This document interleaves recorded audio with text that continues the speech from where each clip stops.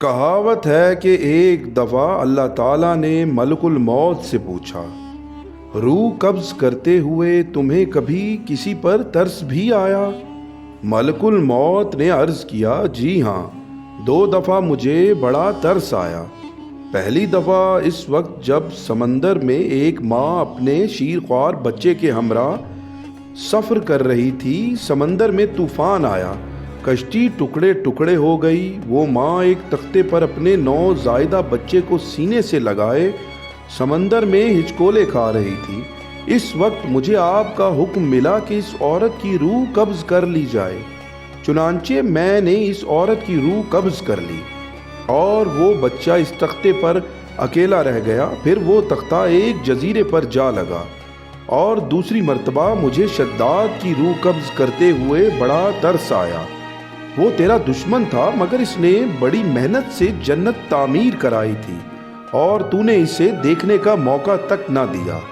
اللہ تعالیٰ نے فرمایا، اے ملک الموت، تو نے دونوں مرتبہ ایک ہی شخص پر ترس کھایا۔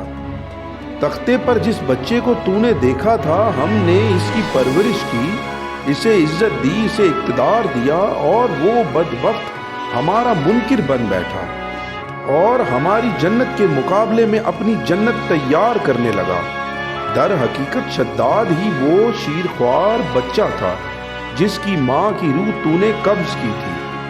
خدا کے انکار کا یہ نتیجہ تو دنیا میں ہے اور آخرت کا عذاب اس سے بھی زیادہ ہے۔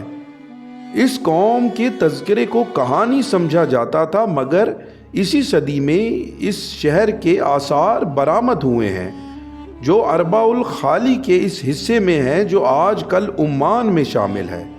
اس کے آثار 1984 میں خلائی شٹل چیلنجر کی مدد سے دریافت کیے گئے۔ یہ شہر 3000 سال قبل مسیح سے لے کر پہلی صدی عیسوی تک اونٹوں کے اس کاروانی راستے پر آباد تھا جہاں سے ہند، عرب اور یورپ تک تجارت کی جاتی تھی، اور یہ اپنے زمانے کا ایک تجارتی مرکز تھا۔ روایت ہے کہ یہ شہر ایک عظیم طوفان سے تباہ ہوا۔ اسے 1000 ستونوں کا شہر کہا جاتا ہے۔ اس کے ستون بہت اونچے تھے۔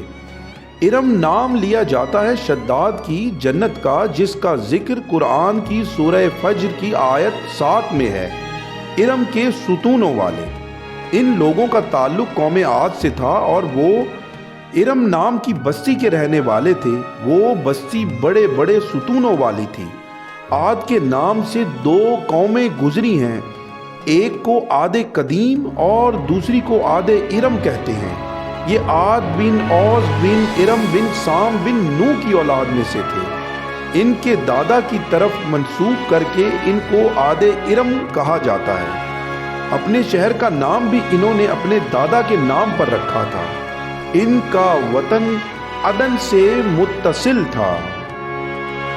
شداد کے بارے میں کہا جاتا ہے کہ اس نے ایک جنت بنائی تھی جو بہت بڑی تھی اور اس کی تعمیر میں کئی سال لگے تھے، لیکن شداد کو یہ جنت دیکھنا بھی نصیب نہ ہوا۔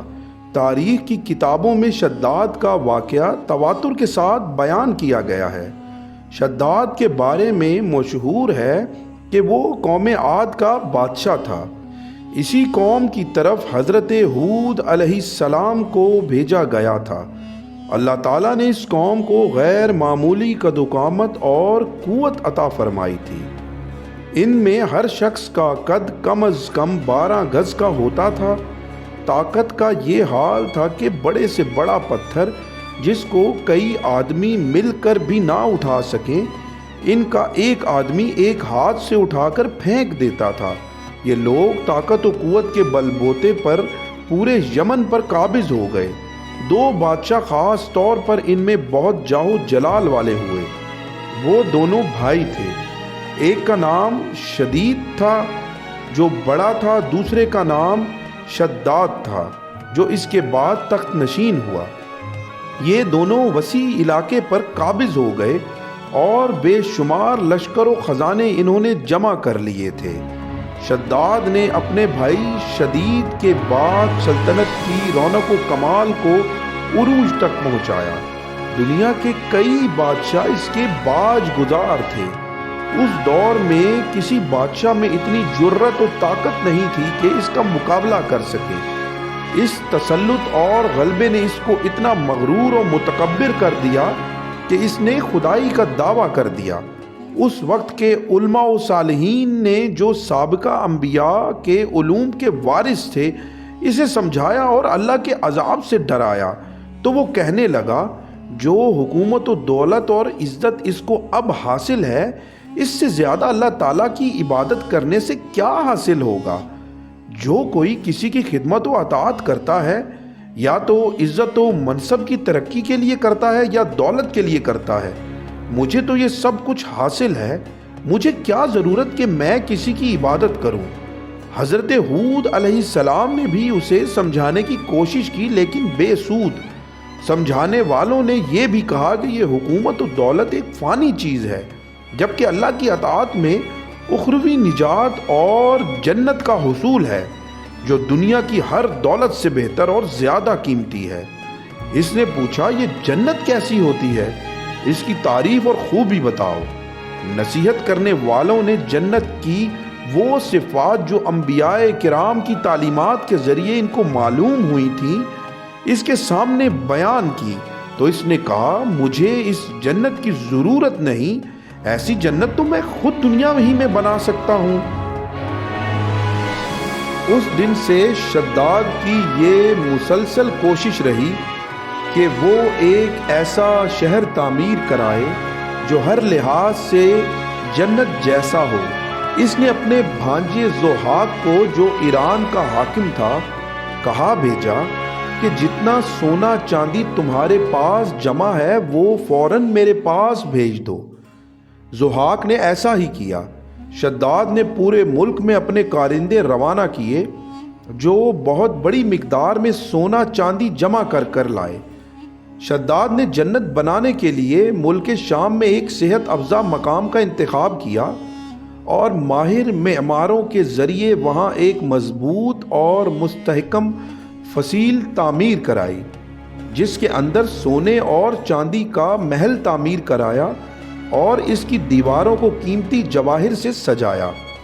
اس نے شہر کے وسط میں ایک ایسی نہر بنوائی جس کے پانی میں سنگریزوں کی بجائے ہیرے اور جواہرات بہتے تھے۔ سونے کے ایسے درخت لگوائے جن کے خوشوں میں مشک و عنبر بھرا گیا تھا۔ جب ہوا چلتی تو مشک و عنبر کی خوشبو پورے شہر میں پھیل جاتی۔ بیان کیا جاتا ہے کہ شداد نے محل کے چاروں طرف سونے کی اینٹوں سے 12,000 کمرے تعمیر کرائے اور ہر کمرے کو یاقوت اور ہیرے جواہرات سے مزین کیا گیا اور اطراف و جوانب سے خوبصورت اور جوان عورتوں کو وہاں لایا گیا۔ یہ عظیم الشان جنت نما شہر 300 یا 500 سال میں مکمل ہوا۔ کہا جاتا ہے کہ شداد کی عمر 900 برس تھی۔ جنت مکمل ہونے کے بعد شداد کو اس کی تکمیل کی اطلاع دی گئی۔ اطلاع ملتے ہی شداد بہت بڑا لشکر لے کر اپنی جنت کی جانب روانہ ہو گیا۔ ابھی شہر سے ایک منزل کے فاصلے پر تھا کہ اس نے ایک ہرن دیکھا جس کے پاؤں چاندی اور سینگ سونے کے تھے۔ ہرن کو دیکھ کر وہ لالچ میں آ گیا اور اسے پکڑنے کے لیے اس کے پیچھے اپنا گھوڑا لگا دیا۔